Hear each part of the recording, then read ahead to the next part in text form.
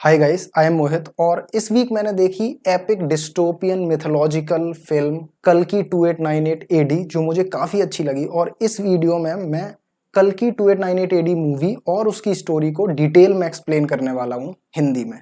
Spoiler alert, ये कोई review video नहीं है। अगर आपको रिव्यू देखना है तो मैं एक दो वीडियो डिस्क्रिप्शन में और आई बटन पे दे दूंगा, वो आप देख सकते हो। और अगर आपने ये मूवी नहीं देखी है तो इस वीडियो को आगे मत देखना, क्योंकि मैं पूरी ही मूवी को एक्सप्लेन करूंगा तो मूवी स्पॉइल हो जाएगी आपके लिए।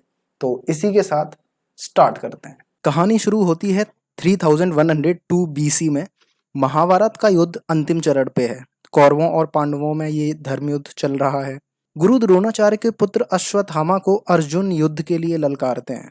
अश्वत्थामा उन्हें मारने के लिए अपना सबसे पावरफुल अस्त्र ब्रह्मशीर अस्त्र चलाते हैं। ब्रह्मशीर अस्त्र दुनिया का सबसे पावरफुल अस्त्र है। ये ब्रह्मास्त्र से भी 4 गुना ज्यादा पावरफुल है। अश्वत्थामा के ब्रह्मशीर अस्त्र के जवाब में अर्जुन भी ब्रह्मास्त्र चला देते हैं। अगर ये दोनों अस्त्र टकराते तो इतनी तबाही होती कि पूरा यूनिवर्स खत्म हो जाता। इसलिए कृष्णा ने इंटरवीन किया और दोनों को अपना अस्त्र वापस लेने को कहा। अर्जुन ने अपना अस्त्र वापस ले लिया, लेकिन अश्वत्थामा को नहीं पता था कि अस्त्र वापस कैसे लेते हैं। अश्वत्थामा ने डिसाइड किया कि वो पांडवास को तो नहीं मार पाए, लेकिन उनके आने वाले वंश को खत्म कर देंगे। पांडवास के सारे पुत्र मर चुके थे और अभिमन्यु का पुत्र उत्तरा की गर्भ में था, जो पांडवास का इकलौता वारिस बचा था। अश्वत्थामा अस्त्र को उत्तरा की तरफ मोड़ देते हैं और वो अस्त्र उत्तरा के पेट पर लगता है जाके। इस पर कृष्णा बहुत क्रोधित होते हैं और कुरुक्षेत्र में अश्वत्थामा को श्राप देते हैं, क्योंकि शिशु पर अस्त्र चला के अश्वत्थामा ने बहुत बड़ा पाप किया है। कृष्णा उसे श्राप देते हैं कि तुम सदा जीवित रहोगे, दर दर भटकोगे, मौत की भीख मांगोगे, असहनीय दर्द सहोगे, फिर भी तुम्हें मौत नहीं आएगी। अश्वत्थामा पूछते हैं कि क्या कभी मेरा प्रायश्चित होगा। कृष्ण कहते हैं कि तुम मुझे मारना चाहते थे, अब तुम ही मुझे बचाओगे। कलयुग आ रहा है, जब अधर्म चरम सीमा पर होगा तब कली भी आएगा। उसको रोकने के लिए मैं उस युग में जन्म लूंगा, लेकिन जब मेरा अवतार गर्भ में होगा तब तुम्हें उस माँ की रक्षा करनी होगी जो मुझे जन्म देगी। कृष्ण अश्वत्थामा के माथे पे लगी हुई मणि को छीन लेते हैं और कहते हैं कि जब ये मणि तुम्हें खुद ढूंढ ले तब समझ जाना कि समय आ गया है उस माँ की रक्षा करने का। इसके बाद युग बीतते हैं और कहानी पहुंचती है 2898 एडी में, कुरुक्षेत्र के 6000 साल बाद। सारी दुनिया युद्ध और लड़ाइयों में खत्म हो चुकी है और हर जगह रेत ही रेत है। गंगा सूख चुकी है, साफ हवा खत्म हो चुकी है। दुनिया में बस एक लास्ट सिटी बची है, काशी। काशी में बचे हुए लोग रहते हैं जो गरीब हैं। उनके पास कुछ सुविधाएं नहीं हैं, पानी बहुत कम बचा है, हवा बहुत गंदी है। यहाँ पे बहुत सारे लोग बाउंटी हंटर्स का काम करते हैं और पैसों या यूनिट्स के लिए लोगों को पकड़ते हैं। काशी सिटी या कहो पूरी दुनिया पर राज करता है एक 200 साल का बहुत पावरफुल इंसान, सुप्रीम यास्किन। वो खुद को भगवान समझता है। काशी सिटी के ऊपर एक बहुत बड़ा उल्टा पिरामिड जैसा स्ट्रक्चर है जिसे कॉम्प्लेक्स कहते हैं। सुप्रीम यास्किन यहीं कॉम्प्लेक्स में रहता है और अपनी पूरी आर्मी की मदद से काशी सिटी और पूरी दुनिया पे राज करता है। कॉम्प्लेक्स की सेना ने दुनिया के सारे रिसोर्सेज चुरा के उधर ही रख लिए हैं। दुनिया में फल फ्रूट, साग सब्जी, पानी, ये सब कहीं नहीं मिलेगा और सिर्फ कॉम्प्लेक्स में मिलेगा।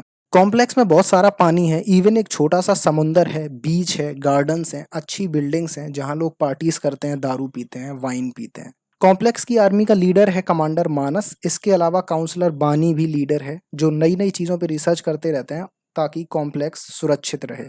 इस दुनिया में पैसों की जगह यूनिट्स का सिस्टम है और लोग यूनिट्स का आदान प्रदान करते हैं डिजिटली। अगर किसी नॉर्मल इंसान को कॉम्प्लेक्स में रहना है तो उसके पास कम से कम 1 मिलियन यूनिट्स होने चाहिए, तभी उसे कॉम्प्लेक्स में एंट्री मिलेगी। एक ट्रक में बहुत सारे लोग काशी जा रहे हैं। वो शायद दूसरे शहर से आए हैं, क्योंकि अब उनका शहर खत्म हो चुका होगा, इसलिए ये सभी लोग काशी जा रहे हैं। इन लोगों में एक बूढ़ा आदमी है जो 10-12 साल की लड़की से बात कर रहा है। वो 10-12 साल की लड़की एक लड़के का वेश बनाए है और लड़के जैसे कपड़े पहने हैं ताकि उसे कोई पहचान ना सके। उस लड़की का नाम राया है। वो बूढ़ा और वो लड़की राया दोस्त टाइप्स बन जाते हैं और काफी बातें करते हैं। बुढ़ा राया को आसमान में एक नक्षत्र दिखाता है जो 3 दिन पहले ही निकला है और दिन में भी काफी चमक रहा है। ये नक्षत्र 6000 साल पहले निकला था और ये इस बार अब दिखा है। वो ट्रक फाइनली काशी शहर पहुंचता है। ये लोग देखते हैं कि कैसे कॉम्प्लेक्स के सैनिक लोगों पर अत्याचार कर रहे हैं। ये ट्रक जैसे ही पहुंचता है, कॉम्प्लेक्स का एक आदमी वहां आके ट्रक खाली करवाता है, सारी लड़कियों को एक तरफ खड़ा करवाता है और आदमियों को एक तरफ। राया आदमियों के साथ खड़ी हो जाती है। वो आदमी एक डिवाइस लेके आया है और हर लड़की के पेट के आगे लगा के कुछ टेस्ट कर रहा है। वो देख रहा है कि इसमें कितनी लड़कियां फर्टाइल हैं और बच्चे पैदा कर सकती हैं। इस दुनिया में एनवायरमेंटल कंडीशंस और दूसरी वजहों से सारी लड़कियां फर्टाइल नहीं हैं और कॉम्प्लेक्स को ऐसी लड़कियां चाहिए जो फर्टाइल हो। एनीवेज, उस ट्रक की लड़कियों में से उन्हें एक फर्टाइल लड़की मिल जाती है, जिसे वो कॉम्प्लेक्स वाला आदमी उठा के ले जाता है, एक चैम्बर में बंद कर देता है, जहाँ पे और भी बहुत सारी लड़कियां पकड़ी गई हैं और वहाँ पे बंद हैं। वो सारी लड़कियां फर्टाइल हैं।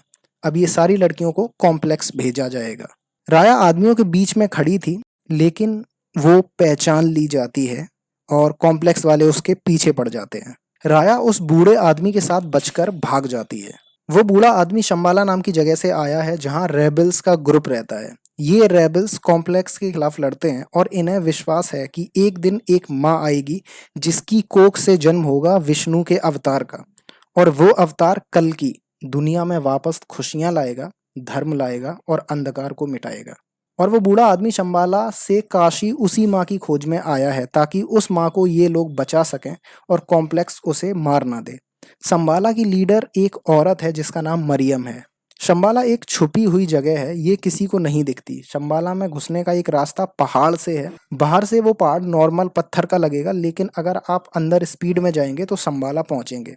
शंबाला की बाउंड्रीज पर एनर्जी का एक फोर्स फील्ड है, और ये ऐसा फोर्स फील्ड है जो उसको बाहरी खतरों से, बाहरी हमलों से प्रोटेक्ट करती है। कॉम्प्लेक्स शंबाला का रास्ता नहीं जानता है और काफी सालों से खोज रहा है ताकि वो रेबल्स को खत्म कर सके। खैर, वो बूढ़ा आदमी और राया कॉम्प्लेक्स के आदमियों से बच के भाग जाते हैं और एक बेसमेंट में पहुंचते हैं, जहां उन्हें और भी रेबल्स मिलते हैं। दूसरे रेबल्स एक व्हीकल में प्रेग्नेंट लड़की को लाए हैं। बूढ़ा आदमी कहता है कि आसमान में नक्षत्र चमक रहा है, समय आ गया है। वो अपनी जेब से एक बीज निकालता है और कहता है कि जब भगवान का जन्म देने वाली माँ आएगी तब ये बीज रोशन होगा। वो बूढ़ा आदमी उस बीज को लड़की की कोख के पास ले जाता है, लेकिन बीज रोशन नहीं होता। तब कॉम्प्लेक्स के सैनिक अटैक कर देते हैं। रेबल्स भी अपने हथियार चलाते हैं, लेकिन बूढ़ा आदमी और वो प्रेग्नेंट लड़की पकड़े जाते हैं। वो बीज जमीन पर गिर जाता है, जिसको लेके राया भाग जाती है बच के। कमांडर मानस और उसकी सेना काशी शहर के सामने वो बूढ़े आदमी और प्रेग्नेंट लड़की को खड़ा करते हैं। कमांडर मानस बूढ़े आदमी से संबाला का रास्ता पूछता है, लेकिन वो नहीं बताता।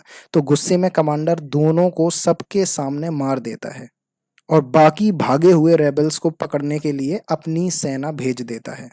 राया एक लड़के से मिलती है जो कि एक रेबल है। दोनों मिलके भागते हैं, लेकिन बाउंटी हंटर पीछे पड़ जाते हैं।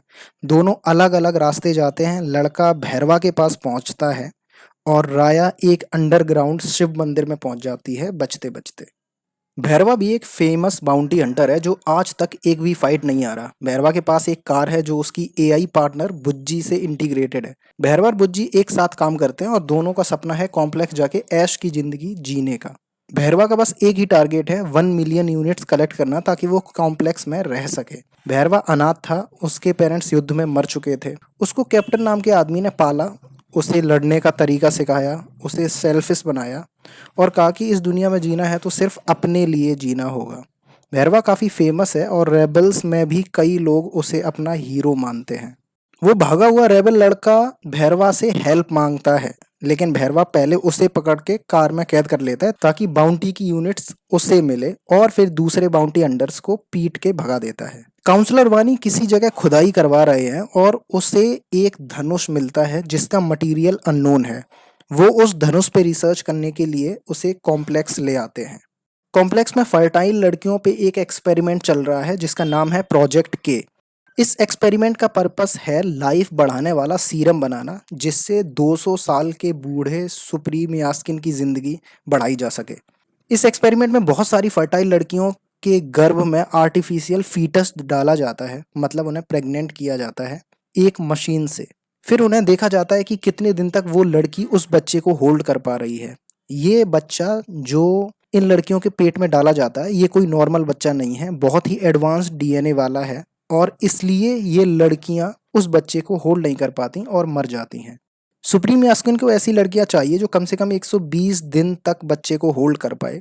अगर कोई ऐसी लड़की होगी तो फिर वो उस लड़की की कोख से एक सीरम एक्सट्रैक्ट करेगा जो उस बच्चे से एक्सट्रैक्ट होगा, और फिर फाइनली वो बच्चा और लड़की मर जाएंगे, लेकिन सुप्रीम यास्किन को वो सीरम मिल जाएगा। फिर वो सीरम अपने अंदर इंजेस्ट करेगा और अपनी लाइफ बढ़ा लेगा। लेकिन कोई भी लड़की 90-100 दिन से ज़्यादा बच्चे के सीड को होल्ड नहीं कर पा रही थी और मर जाती थी। इनफर्टाइल लड़कियों की सेवा के लिए कुछ इनफर्टाइल लड़कियों को भी रखा जाता है, जिसमें एक लड़की थी SUM-80।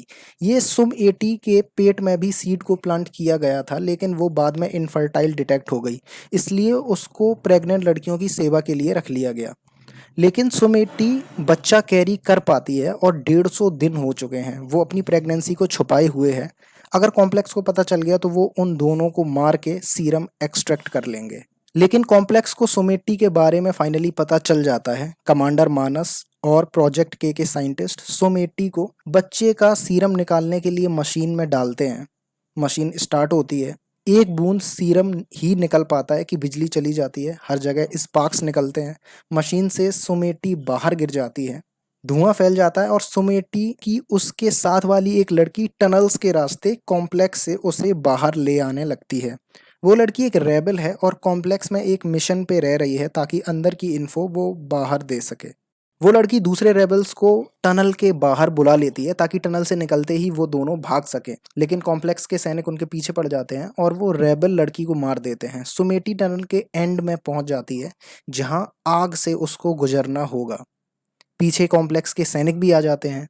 SUM-80 आग की लपटों के बीच से निकलती है, आग उसके कपड़े जला देती है, लेकिन SUM-80 को नहीं छू पाती। वो टनल से बाहर आती है और रेबल्स उसे अपने साथ ले जाते हैं।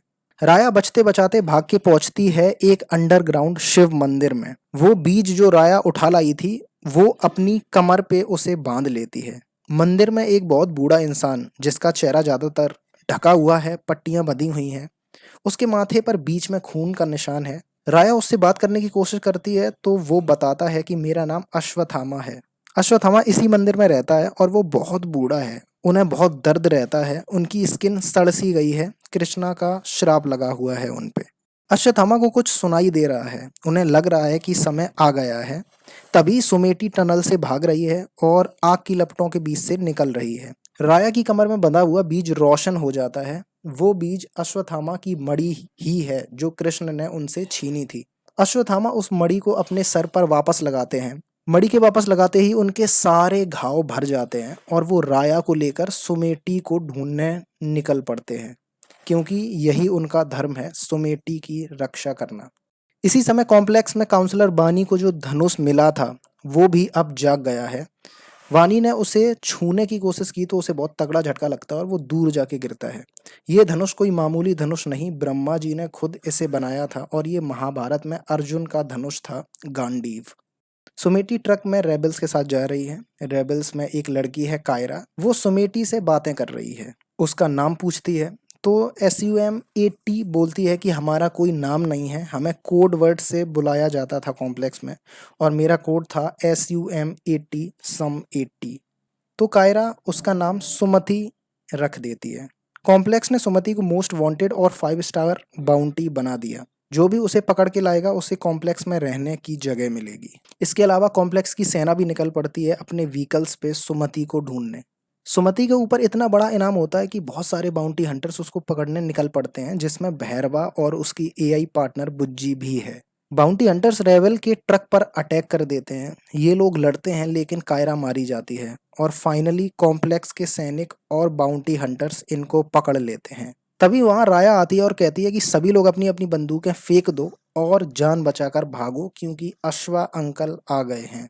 8 फीट लंबे अश्वत्थामा वहां आते हैं, सभी उन पर बंदूकें चलाते हैं लेकिन उन्हें कुछ नहीं होता। वो एक एक करके सभी सैनिकों को और बाउंटी हंटर्स को फेंक फेंक के पटक पटक के मार देते हैं, उनकी गाड़ियां तबाह कर देते हैं। तभी वहां सुमति को पकड़ने पहुंच जाता है भैरवा अपनी AI गाड़ी बुज्जी के साथ, लेकिन बीच में अश्वत्थामा है। दोनों में बहुत देर तक लड़ाई चलती है। भैरवा अपनी टेक्नोलॉजी और गैजेट्स का यूज करके अश्वत्थामा को मारता है तो अश्वत्थामा अपने बल से भैरवा को पटक पटक के मारता है। 8 फीट लंबा बुड्ढा जिसने सबको बुरी तरह मारा, ये खबर कॉम्प्लेक्स तक पहुंच जाती है। काउंसलर बानी बोलता है कि वेदों में लिखी हुई बातें सच हो रही हैं। गांडीव धनुष इसलिए जाग गया है क्योंकि भगवान धरती पे आ चुके हैं। कुछ दिन बाद सभी प्लैनेट्स एक लाइन में अलाइन करेंगे। ऐसा मोमेंट 6000 साल में एक बार आता है। पिछली बार ये 6000 साल पहले आया था और इस बार ये अगेन आया है। और इस मोमेंट पे जब ऐसा होगा, जब सारे प्लैनेट्स अलाइन करेंगे तो भगवान धरती पर जन्म लेंगे। काउंसलर वानी बोलता है कि हमें ये सब रोकना होगा वरना सुप्रीम यास्किन की जान खतरे में है। अश्वत्थामा सुमति को बचा लेते हैं और रेबल्स उन दोनों को संबाला ले जाते हैं। सुमति के संबाला पहुंचते ही कई सालों बाद बारिश होती है। संबाला में अश्वत्थामा राया को महाभारत की कहानियां सुना रहा है। राया पूछती है कि आपसे ताकतवर तो कोई नहीं होगा, तो अश्वत्थामा कहता है कि मुझसे ज्यादा ताकतवर अर्जुन थे, लेकिन उनसे भी ज्यादा ताकतवर मेरे मित्र कर्ण थे, लेकिन उनकी मृत्यु जैसे हुई वैसे नहीं होनी चाहिए थी। अश्वत्थामा एक लाठी पकड़ के चलते थे। वो राया से कहते हैं कि ये लाठी कर्ण का ही अस्त्र है। जब ये अस्त्र कर्ण के हाथ में था तो अर्जुन के गांडीव से भी ज्यादा शक्तिशाली था। ये अस्त्र मेरे लिए तो सिर्फ एक बूढ़े की लाठी है, लेकिन कर्ण के हाथों में बहुत शक्तिशाली अस्त्र है। उधर भैरवा अश्वत्थामा से हारने के बाद बहुत गुस्से में है। वो कॉम्प्लेक्स जाके कमांडर मानस से डील करता है कि वो सुमति को लेकर कमांडर मानस को देगा और इसके बदले भैरवा को कॉम्प्लेक्स में रहने की जगह मिलेगी। डील दोनों के बीच में डन हो जाती है। भैरवा अपनी टूटी गाड़ी को रिपेयर और मॉडिफाई करता है। भैरवा के साथ एक लड़का है जो मूवी के शुरू में उसके पास आया था, वो उसका फैन है और एक रेबल है। भैरवा उसकी मदद से शंबाला पहुंच जाता है और साथ ही कमांडर मानस के शिप्स और आर्मी भी आ जाती है। शंबाला की एनर्जी शील्ड को तोड़ के कमांडर मानस के शिप अंदर घुस जाते हैं। शंबाला के रेबल्स युद्ध के लिए तैयार हैं। कॉम्प्लेक्स की सेना और रेबल्स के बीच में युद्ध शुरू हो जाता है। भैरवा की कार अब एक सूट की तरह भी बन जाती है और भैरवा उसी सूट को पहनकर अश्वत्थामा से लड़ रहा है। लड़ाई में अश्वत्थामा सूट के अंजर पंजर अलग कर डालता है और उसे तोड़ देता है। युद्ध में बहुत सारे सैनिक मरते हैं और रेबल्स की हेड मरियम भी मारी जाती है। अश्वत्थामा से हारने के बाद भैरवा भी बेहोश पड़ा है। कमांडर मानस एक गैजेट अश्वत्थामा पे फेंकता है जिससे वो बंध जाता है और कुछ कर नहीं पाता। वो उसे तोड़ने की कोशिश करते हैं लेकिन नहीं तोड़ पाते। मानस सुमति को थप्पड़ मार के अपने शिप पे ले जाता है और अश्वत्थामा को देखते हुए बोलता है, कोई और है इसे बचाने वाला। भैरवा सीढ़ियों पे बेहोश पड़ा है और एक दो सीढ़ी ऊपर ही अश्वत्थामा की लकड़ी पड़ी है। थोड़ी हवा चलती है और वो लकड़ी भैरवा के हाथ में गिरती है। भैरवा के हाथ में आते ही वो अस्त्र जाग जाता है, रोशन हो जाता है और वो अस्त्र को लेकर भैरवा उठता है। वो एक एक करके सारे दुश्मनों को शिप्स तोड़ देता है, तबाह कर देता है और अस्त्र से कमांडर मानस को मार देता है। अश्वत्थामा की आंखों में आंसू आ जाते हैं। भैरवा और कोई नहीं बल्कि कर्ण है, बस भैरवा को कुछ याद नहीं है। भैरवा के हाथ से अस्त्र अलग हो जाता है और वो सब फिर से भूल जाता है। वो सुमति को लेकर भाग जाता है। अश्वत्थामा उसे रोकने के लिए भागते हैं लेकिन नहीं रोक पाते। कमांडर वानी सुप्रीम यास्किन को बताते हैं कि SUM-80 कॉम्प्लेक्स से भाग गई है और सीरम एक्सट्रैक्ट करने की जब हमने कोशिश की थी तो हम एक ड्रॉप ही निकाल पाए। सुप्रीम यास्किन वो ड्रॉप को अपने अंदर इंजेस्ट करता है और बहुत ताकतवर हो जाता है।